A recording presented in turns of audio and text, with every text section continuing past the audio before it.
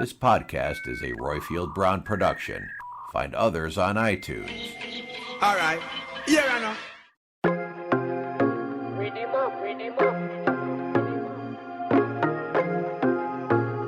I'm Royfield Brown, who's not in my beloved East Bay in California at the moment. I'm actually in Burlington, Southern Ontario, Greater Toronto, looking after my son. I'm here looking out the window. The sun is out, the sky is blue. And we have Soledad O'Brien, or shall we say Maria de la Soledad Teresa O'Brien, who's an American broadcast journalist who's worked for, amongst others, CNN, Al Jazeera America, HBO, NBC and MSNBC. She now runs Starfish Media Group, and she anchors and produces The Matter of Fact, which is a political magazine program. And she has hosted and produced the widely acclaimed In America documentary series, which included Black in America and Latino in America. I want to read you a passage of an essay printed in the New York Times Magazine, a story of a young Black girl growing up on the Black side of an Iowa town. At the edge of our lawn, high on an aluminum pole, soared the flag, which my dad would replace as soon as it showed the slightest tatter. That little girl grew up to be a Pulitzer Prize-winning journalist, writing about America's racial divide and issues of racial justice, in the process creating the acclaimed New York Times 1619 Project. I'm talking about Nicole Hannah-Jones. You write about your dad flying that flag, and you talk about the duality, right? That he's in Mississippi, which has this track record of terrible violence against Black people, but also that he loves America. I mean, my father was like generations of Black people who believed that service to their country was how they could finally get treated and recognized as full citizens. Soledad, you grew up in Smithtown, a white town in Long Island, New York, and you have this mixed race heritage. Your mother is Afro-Cuban and your father is an Irish-Australian. I can only but imagine what type of music was played in the O'Brien household growing up. So what's your jam? What do you dance to now? Oh my gosh. So what my jam is and what kind of music was played in my household are two extremely different things. I had older sisters, so I think they really dictated kind of the musical taste of the family. And it was arranged, right? I had sisters who loved Earth, Wind, and Fire, and I had sisters, I'm sure I'm too old for half the people in this room, because there was a song called Billy, Don't Be a Hero. Do you remember that song? Absolutely too. Right. And like that was a big deal. Come Back and Make Me Your Wife. Exactly. Elton John was huge. So obviously Elton John. And I had a sister who was very into country music. So Charlie Pride. And never, in Long Island generally when I was growing up. So my classmates at the time in the 80s were listening to Rush and like heavy metal, but I was not. I personally listened to Luther Vandross, who's kind of my all-time favorite. My dad loved Dionne Warwick, and when I got to run into her the first time, I got to tell her like, "Oh my God, my father loves you." But it was just, I grew up in a very loud and busy family, 6 kids, 2 parents, and so there was no sense of like there's one record player and there's this one thing that emanates. We argued over TV shows to watch. We argued over what to listen to. We argued over everything. It was a very kind of raucous household. I can only but imagine how difficult or confusing or complex your childhood would have been, because you grew up not only in this majority white town, but also to this kind of biracial family. Speak to that for us and speak to, dare I say it, the bravery of your parents loving each other in a time in America which was going through massive racial strife and of which biracial couples were not the norm. Yeah, I don't know that they themselves, and my parents both passed away a couple of years ago, I don't know that they themselves would call it bravery. I think there's a lot of just lack of kind of knowing what's coming down the pike. When you come from a different country, you'd probably be a good person to ask about this. I don't think they fully understand how Americans and America thought about race. my parents used to tell me the story of how they met. And they talked about they went to this restaurant and tried to get seated together, right? When everybody would, it was in Maryland, in Baltimore, in 1958, right? So everybody in Baltimore would know that that's not a thing. You can't do that. And I think they were kind of naive, right? They kept going to restaurant after restaurant on their first date to figure out where they could eat together. And that obviously was not going to happen. And so I think they had a lot of naivete. I also think my parents, when they kind of did figure it out, their strategy was very much like, we're in a good community with good schools, put your head down. You know, it's very my mom was born in 1930, my dad in 1933, right? So it was a very 1930s kind of, you put your head down, you get done what you need to get done, and you get out. But I think that's really fascinating, because what your parents absolutely didn't do was to put their head down. And I'm going to just read something which you've got on your Twitter, which shows that your parents might have said, Soledad, and to your siblings, put your head down. But they didn't, and your mother most definitely didn't. So he says, well, when your mother died recently, you found this letter to an editor amongst her possessions. She's calling out John Clean, the town supervisor of Smithtown, Long Island, for his racist housing policies.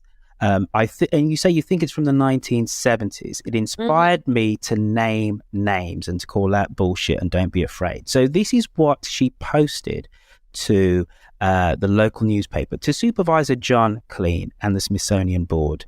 Let this ad convey to you and to the people of Smithtown Township the disgust and frustration felt by this member of the Negro community at your refusal to enact an open housing ordinance. Every honest person knows that there is discrimination in the sale and the rental of houses in this township. With your denial of an open housing ordinance, you have made light of our rights and belittled our dignity. In this crucial moment in American history, you have aligned yourselves with those who would oppress the Negro. Know then that you bear this moral burden. That's not the letter of somebody who wants to lie down. Yeah, no, I think that that's very true. My mother was definitely considered to be a raging pain in the ass by a lot of people. And if you knew the community at the time, to say, you understand that you bear this moral burden to a bunch of white people in Long Island who did not give a fuck. I would have to tell you, it's kind of like banging your head against the wall. No, and I guess I don't think it's maybe lying down might be the wrong way to say that. It's much more of a figure out what you're trying to get to, right? Like put your head down and get done what you need to get done and go to the next thing that you need to get done. So I think for my parents, they thought, we're in a good community, the public schools are good, and so you need to be successful here. And if you are not dating, which none of us really were, if you don't necessarily feel like you fit in, then, you know, when you go to college, like put your head down and get the stuff done, because then you get to go to the next thing. And I think that might be a more apt description of what they were thinking about. Are you more like your mom or your dad? My dad was a very quiet person, so I'm much more like my mom, I think. My dad was one of those people who was very willing to let my mom kind of take the lead. He fully supported everything she was doing, but he kind of stayed in the background. Right. Let's move on. So we've got the setup of your family, which I think is utterly kind of like wonderful, because you sit at the intersection, I think, of America. You know, you are Black, you are white, you are Latino, so we have that. Why did you become a journalist? Why did you want to go into the media? You know, I really liked the opportunity to tell stories, is how I thought about it when I first started. I was pre-med in college, and I decided not to go to med school, and I took a job at a TV news station, which was essentially like picking staples out of the wall and running scripts and getting people lunch and coffee. But what I really liked about the potential opportunity was in telling stories, right? In being able to say, boy, here's something people don't know about, or let me hop under this police line and get in to tell the story. And I love that kind of access as I became a reporter. And so that for me was very interesting. And I think as I got older, especially when I was working at CNN, I loved the idea of parachuting into a place, whether it was overseas or, let's say, New Orleans during Hurricane Katrina, and say, let me tell you what is happening as chaos is unfolding. I'll be the one who can tell you what's really going on. And I think understanding that there was a whole point of view that was often missed in the news, that there were a lot of people, usually people of color, who didn't really get much of a platform when it came to the news. I'll give you an example. I covered a tornado in, I think it was Alabama, and we were focused on this one, in tornadoes in Alabama, often trailer parks just get decimated, right? For some reason, the tornadoes just rip through the trailer park, always seem to be right on the path, and they damage it. So we were there covering a trailer park that had just been blown apart. And someone walked up to me and said that they lived in a trailer park a couple of miles away, and that they had walked because they had seen our show on TV, and they wanted me to know that there was another trailer park that wasn't getting the coverage. The reason we couldn't get to that one and why we chose the one we were at, it was just the roads weren't blocked. The road to their trailer park was blocked, right? And you can see how your story is told or not told, kind of just depending on how easy it is for the media to get to you. And that was really, really true. And so I've always sort of thought about that in terms of, what allows you to tell a story. What allows you to get into certain communities? Do you feel like you have access to them? Do you know the story? Do you speak the language? Because if you don't speak the language, there's probably a pretty good chance you're not going to do a very good job telling that story. And that, I think, allowed me to think about, how do we get to some of these voices that often don't get a platform? Let's stay on that early part of your career. It's the late 80s to the mid 90s.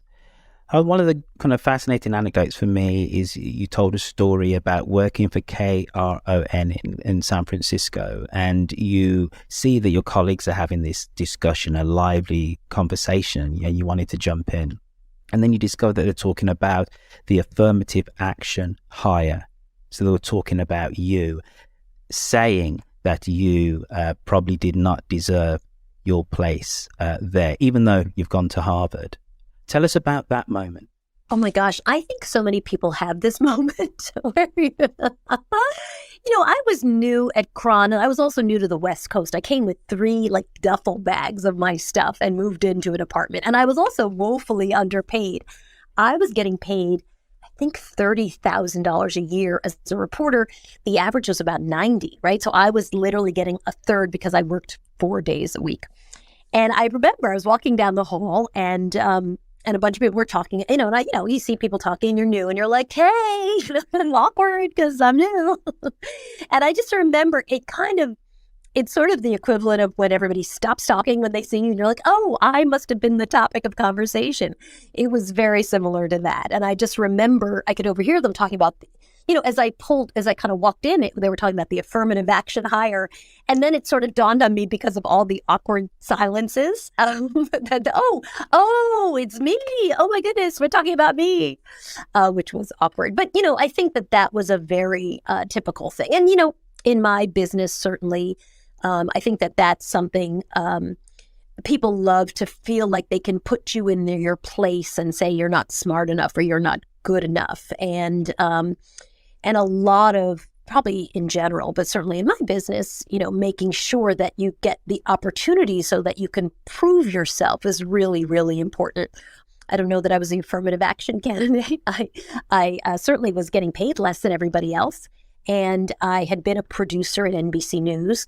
And so I probably had more experience in some ways than a lot of other people, not as a reporter, certainly, but as somebody who was in news generally. And so I thought I had a lot to offer and also a lot to learn. I wasn't very good on air, certainly, when I started, but it's not like doing neurosurgery.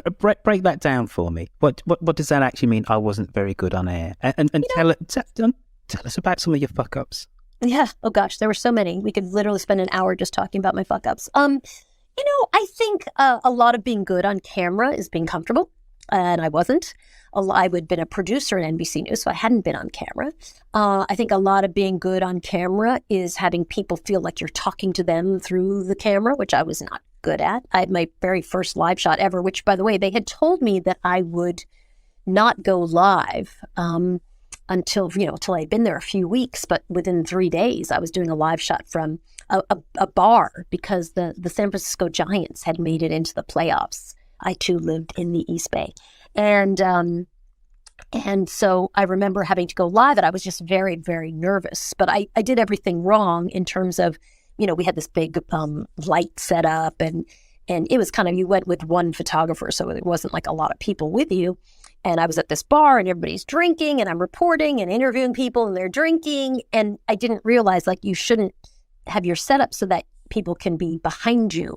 And so a guy reached over and kind of pinched me on the ass when they came to me live, which sort of sent me into this like sputtering mess, like that kind of stuff. That's just not good. That's just a lack of experience in doing stuff live. But, reporting is certainly a learnable skill, and you figure it out. And what you need to figure it out, honestly, is just a lot of opportunity, right? You need to get a chance to do it again and again and again, which I was very lucky. I got that at KRON TV in San Francisco, because we were the show. I did the show that was on before the Today Show. So I do 4 live shots every day, and eventually you kind of figure it out. I went on to become the East Bay bureau chief, and I loved it. I really liked the opportunity that I had to, sometimes we were telling stupid stories, but often we were telling important stories. And I was able to leverage that into a job at, what did I go after that? I think I went to NBC.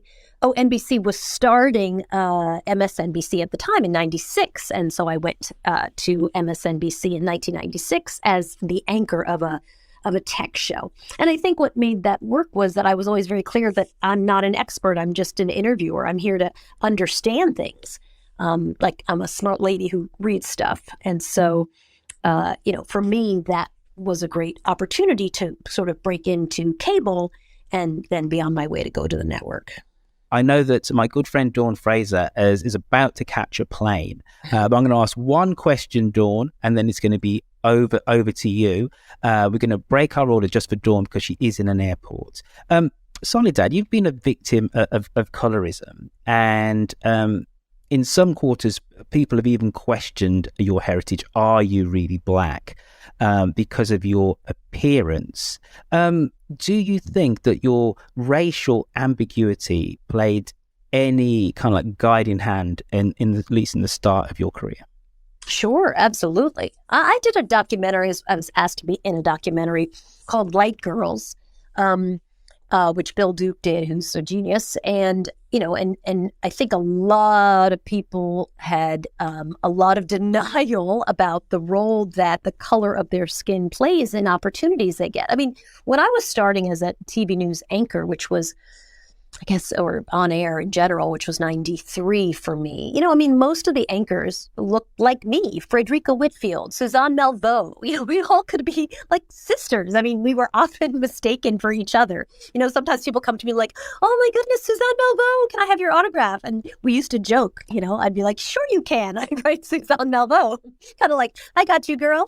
I'll do that autograph for you. So clearly, right, there's this skin tone that, people in charge, which is usually a middle-aged white dude, or at least all my bosses were, who feels comfortable with that, right? Like diversity, but not scary for them, not too challenging for them, not too, it's not going to make them uncomfortable. And so I think that's very clearly a reason why a lot of people on air, especially Black women, were sort of light-skinned Black women. And you've seen times in which news organizations have had to hire more people of color because the story dictated it, that it wasn't some altruism. It wasn't that they suddenly realized that Black journalists could be as amazing as any other journalist, that there was a story and white journalists were afraid to go into, say, South Central during the riots, and they actually needed Black reporters. And so, that often moves the needle as opposed to some kind of sense of understanding the quality of journalism or the opportunity in having a very diverse team. I feel like there's still to this day a real lack of diversity in newsrooms, and certainly not just in front of the camera now. I think that's gotten a lot better. But in terms of who's making decisions, because as much as it's great if you're in front of the camera, the real decisions, frankly, are made behind the camera, right? They're made in the executive offices and in the executive team. And most of these newsrooms are not really, really diverse. You have to really work at it. You have to be very intentional about it. Dawn, this is your moment, because I know you're watching the clock. Thank you so much for the opportunity. Soledad, I actually had the opportunity to meet you many years ago with one of your producers from CNN, Janelle Rodriguez. And at that time, you had just released your book, Latino in America. It was absolutely amazing and inspirational. I'd just love to hear a little bit more about your perspective or thoughts on what is the role of Latinos in upcoming politics, in your opinion. Oh, what a great question. When we did Latino in America for CNN, I think it was like 2009, maybe 2010. One thing that was so crazy was that there were not a whole hell of a lot of Latinos on that project. And it became kind of awkward. First of all, everyone would talk about, well, they, being Latinos, they do this and they do that and they. And I was like, me and the producer, the one other Latina on the project would say, we. I was like, wait, this is we. And that really was an indication of, who's going to control the narrative? What's the story that we're going to tell? We actually had to get rid of the very first team because we started with a debate about, are Puerto Ricans Americans? And by the way, that is Googleable. You do not need to actually have a debate about it. You could just Google it. And I remember leaving that first meeting where we discussed this because it would change the numbers, right? Was it 48 million Americans or 51 million Americans, I believe. And I just was like, this is not the team to do this. And I walked from that conference room to the president of CNN's office and said, we need a new team. This is the stories that we're trying to do. This is not okay. This is not good. One of the stories, in fact, was about me, and Soledad, and it just was my name. And it was just so stupid, right? Every so often you get to do a great project on something that people don't cover, mainly Latinos in America. As much as, nobody loves me more than me, 100% not. I am not the story. I don't want to do that. And it's embarrassing and insulting, frankly.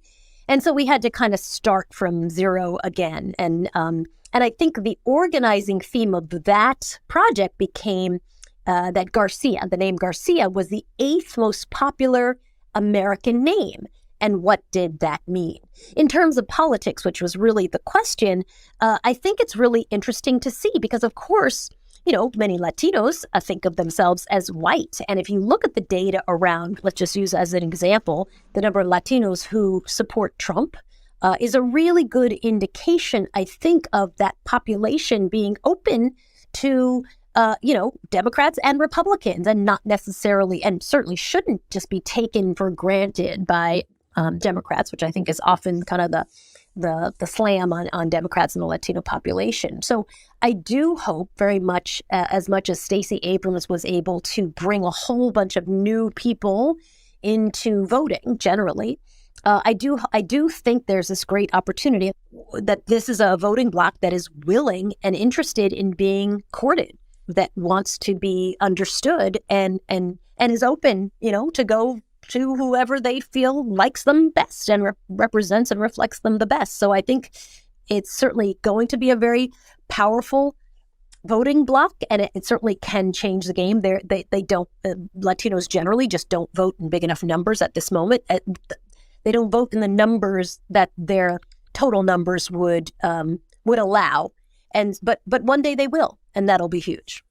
Let's move on to social media. You've got 1.3 million followers on Twitter, and on Instagram you've got just under 500,000, and you're incredibly strident. You call bullshit on just about everybody, whether it's Lou Dobbs, Ben Shapiro, Tucker Carlson, and also you've even had a go at Rachel Maddow and Lawrence O'Donnell for pushing kind of Russian conspiracy theories. So it's a two-part question. Number one, are you an equal opportunity skeptic?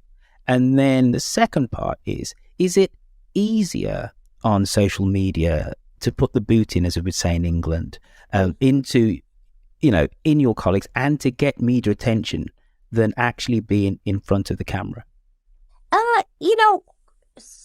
Certainly it gets media attention, but I think media attention on that stuff is kind of irrelevant. It's certainly not why I've ever done it. I don't care. I don't care how many followers I have on that stuff. It really doesn't matter to me. I tend to talk about the things that are interesting to me. And I think when I decided that would be my strategy, that was very nice, because you just had to be honest with yourself. I think anybody who's full of shit should be called out, especially if they're committing bad journalism. And I certainly have talked about the failures that I've had when it comes to journalism. I certainly, I think there's many ways in which Fox News is horrific in what they do. But, let's just look at vaccines alone and some other things. Tucker Carlson could deserve his own hour on that conversation. But certainly other places, CNN's a good example, and I loved working at CNN. But they make a lot of mistakes, and they have a standards and practices division that is not, has been defanged, I think, to a large degree. And I don't think you do anybody a service by pretending that somehow, that's okay because I feel like I identify more with the kinds of stories they're telling. I don't think that's okay. I think that you should call out anybody who's failing you. And unfortunately, a lot of journalists. But the thing is, though, a lot of the media hasn't in the last 4 years, isn't it? Because the goal of journalism is to hold people accountable if they are empowered, and to inform and to educate the public. Mm-hmm. So did the media basically fail in its primary objective during the... I think we've moved off. Sure, yes, clearly. I think we have moved off as media, off of the idea of holding people in power accountable. And I think in many cases we've moved into sucking up to people in power so we get access, so we can, slide our way in and be the reporter who tells you all the palace intrigue about what's happening. There's plenty of ways of reporting on issues and people and administrations without being besties with all of those people. And I think there are many organizations that truly, truly fail you. A good example would be Politico, which I talk about a lot because I think Politico is terrible, frequently terrible. And when they have a headline that tells you that Governor DeSantis of Florida has won the pandemic, that was a while back in the middle of the pandemic, it's so crazy. First of all, no one had won the pandemic then.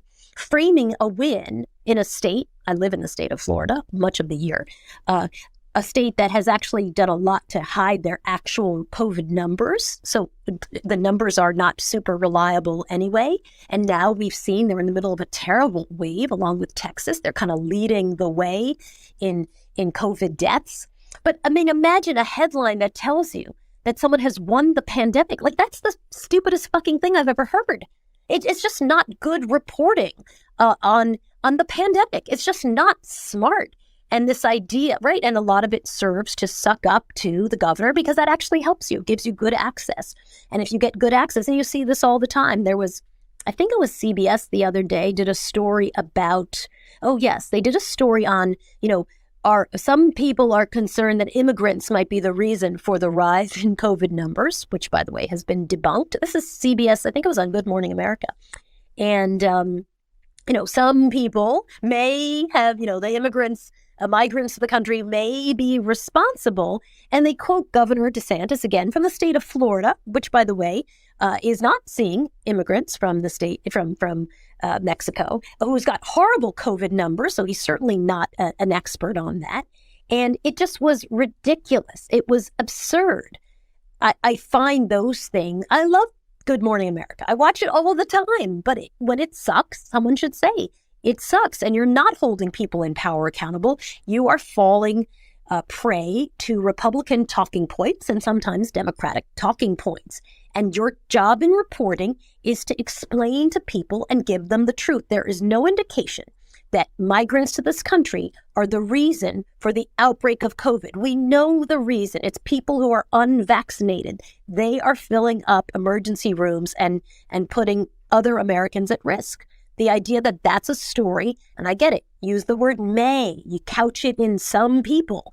That is not okay. That is shitty journalism. And I don't care if 3 people read it. I do not care. It's, no one's paying me money. I don't have to deliver an audience. I am mad about it. I am disappointed in it, and I'm going to talk about it. And if 3 people want to talk about it with me, great. And if it's 100 people, great. And if it's 8,000 people, also great. Well, you know what? We've got 715 talking with you at the moment about it.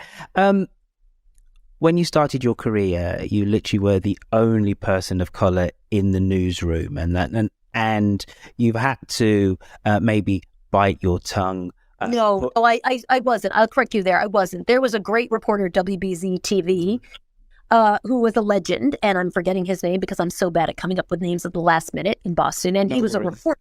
I was the person who fetched his coffee. So no, I certainly wasn't the only person, but there were not a whole heck of a lot.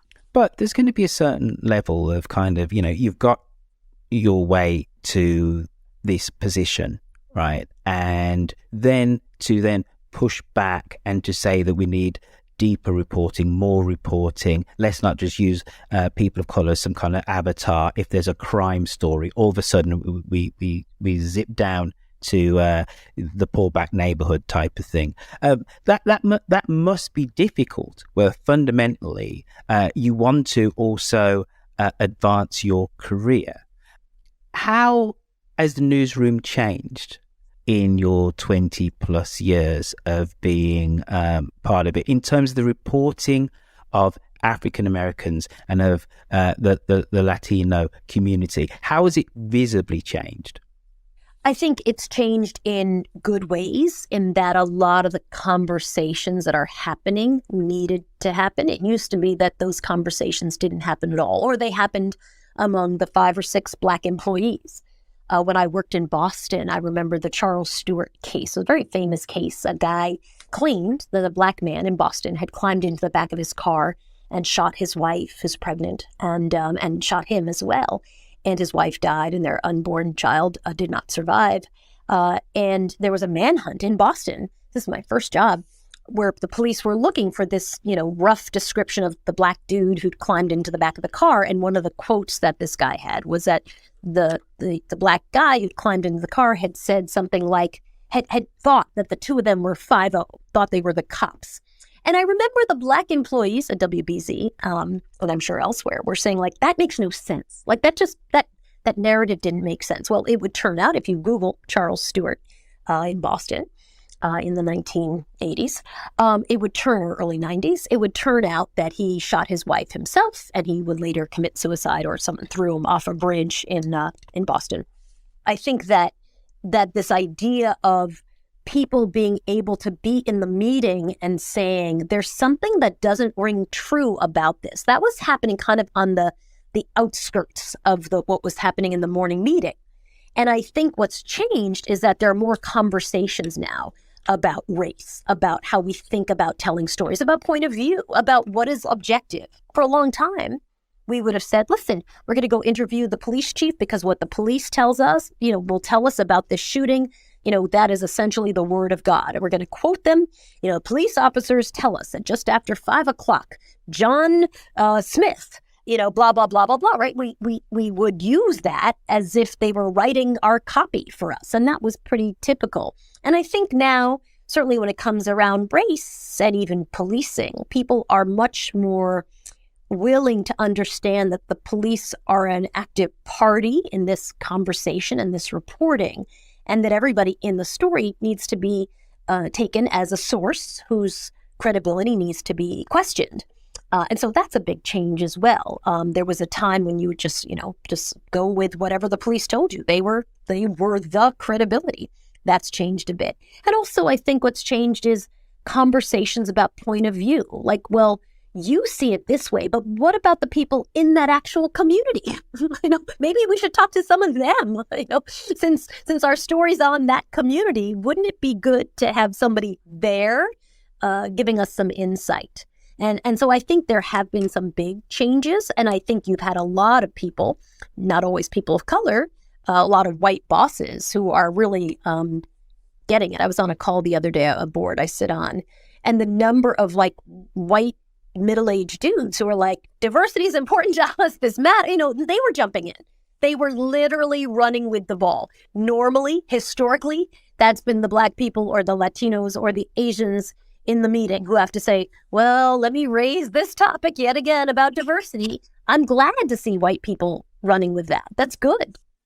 My last question before I throw it out to the crowded stage that we have. You have a new program, Matter of Fact, and it deals with structural racism. There's going to be many people listening to this podcast, and a few people in this audience that are going to tell you categorically that America is not structurally racist.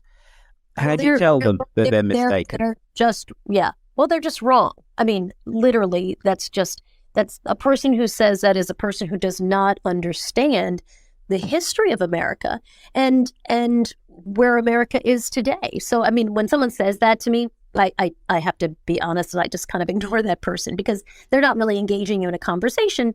They're just clueless, and so it's not really worth talking to them. Soledad O'Brien, thank you for coming on and thank you for giving us an hour plus of your time. You've been a most excellent guest. Now, just before you go, there is one thing which I've started asking of the guests on the show, which is, who should I speak to next? And can you help and make that effective introduction? So who do you think? Yeah, you know who you should talk to? Do you know who Franklin Leonard is? Mm-hmm. He's done a lot of work and research into diversity, and it turns out he just joined a board that I'm on the other day, but he's a fantastic interview, and he's so smart and interesting. I highly recommend you chat with him. I mean, I certainly could help you, but I'm not sure it'll help. He's a great guy. I think he'd be happy to do it. Fantastic. I will be texting you for his digits later. Thank you, Soledad O'Brien, for joining us on the show today. Your insight and expertise in journalism and social justice has been incredibly valuable, and we are grateful for your time. To all of our listeners, welcome to the show Brown People. If you've enjoyed this episode, please take time to leave us a review on your favorite podcast platform. Hopefully that is Apple Podcasts. Your feedback helps us to continue bringing engaging and informative content.